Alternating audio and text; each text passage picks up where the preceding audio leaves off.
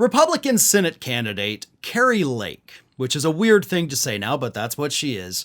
Kari Lake spent the week begging the McCain family, specifically Meghan McCain, to forgive her for the past horrific comments that she made about her late father, Senator John McCain.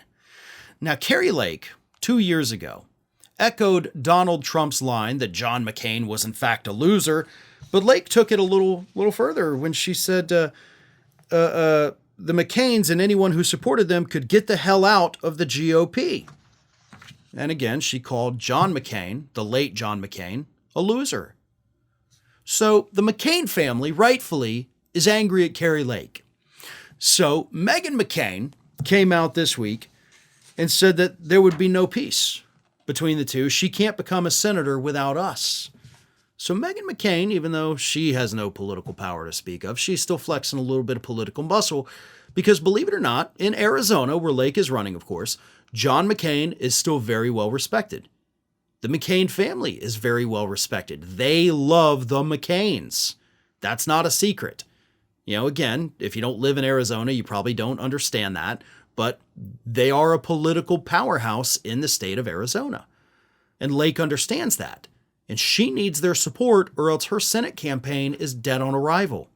So after Meghan McCain said there would be no peace, Kari Lake gets on Twitter and says this: "As mothers, both with 2 kiddos, I know we both agree that our children's future is too important to let it slip away over past grudges or hurt feelings. That's why I'm working hard to unite Republicans, Independents, Democrats, all Americans. We're facing huge challenges, and it's going to take all hands on deck to pull things back from the brink. My dad passed away from cancer too. I trust and believe that if our fathers were still with us, they would do everything they could to save this republic.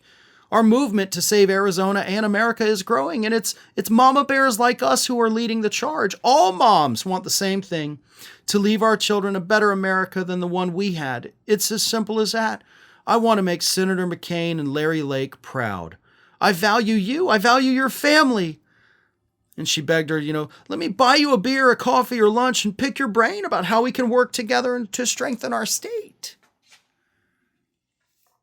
You called her father, who had passed away from cancer, a loser, a man who had been a prisoner of war. He did overcome extraordinary odds. Now, his military service, of course, thanks to a great book by author Cliff Schecter, who is a good friend of us here at Ring of Fire, his military career was actually pretty bad. He was not that good. So if you haven't, by the way, check out that book, The Real McCain by Cliff Schecter. It's a great read, and it kind of lets you know the real truth about McCain and his entire history. But that doesn't change the fact that, yes, he did pass away from cancer, and yes, he was a prisoner of war, and he deserves our respect. He genuinely does.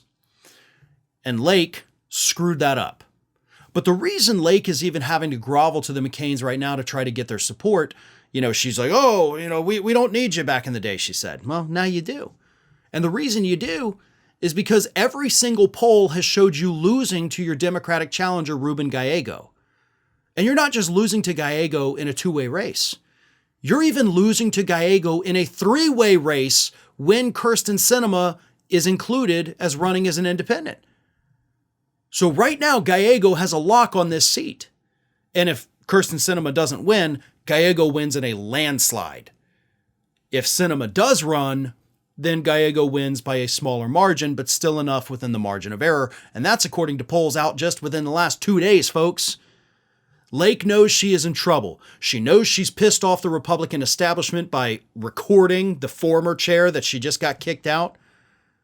She's pissed off the McCain family. She has no allies in the state at all.